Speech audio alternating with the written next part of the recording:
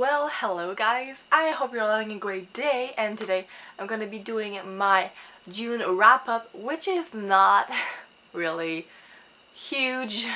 I don't know what happened there, but I guess finals happened, so I'm forgiving myself somehow, but we'll see.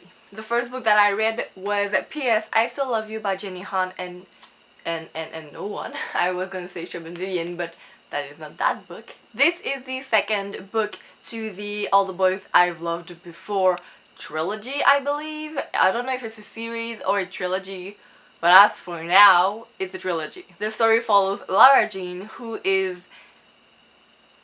I never know how old they are in these stories, but I think she's 16, 17.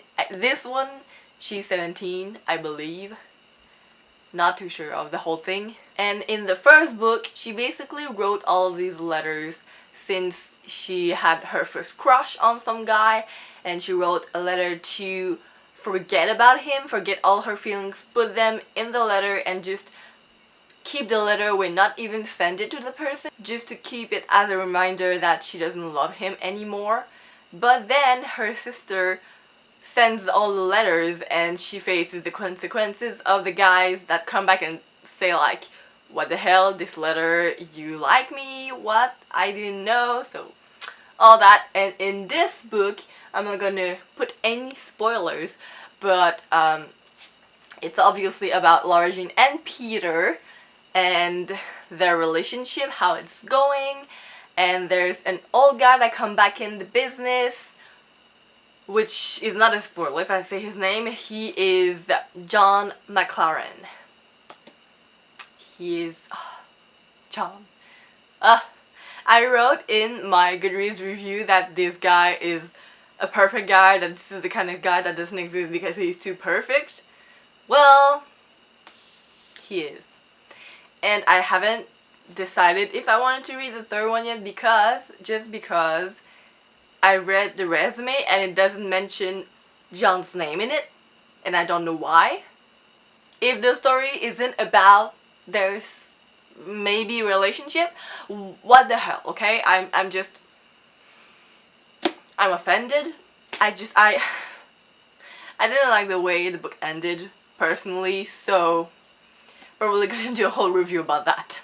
The second book that I tried reading was Fire with Fire by Jenny Han and Shub Vivian, but I started reading it and I had absolutely no memory of the whole story and the names and the things that happened. So yeah, I kind of read Burn for Burn 2-3 years ago, so things were far in my mind.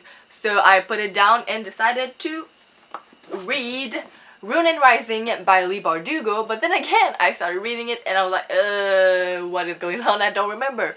But for this one, I decided to quickly, vaguely reread Shadow and Bone and Siege and Storm. So I mean, I read them in one sitting, so that doesn't really count as rereading because I passed over a lot of chapters that weren't in my mind necessarily important, but I don't know. But basically I got what I needed, I got the plot, and I was ready to read the third one, and oh my god, it was so good. I gave it 4, but I said in my Goodreads review that it was 4, 4.5, 4, 4.5, I don't know. This book was destroying, literally destroying. I cried a few times, and I cried till the end, which was surprising for me. I wasn't really expecting myself to cry that much in this book, because the first 2 books were just really exciting for me. I loved the adventure and the world that they were creating, so I didn't expect to bleed from my eyes that much, okay? I wasn't ready for that. And this is the first time I'm doing this, but I highlighted parts of the book and put a little sticker on it just because these are quotes that I want to remember and that I want to go back to whenever I want to, so I highlighted them.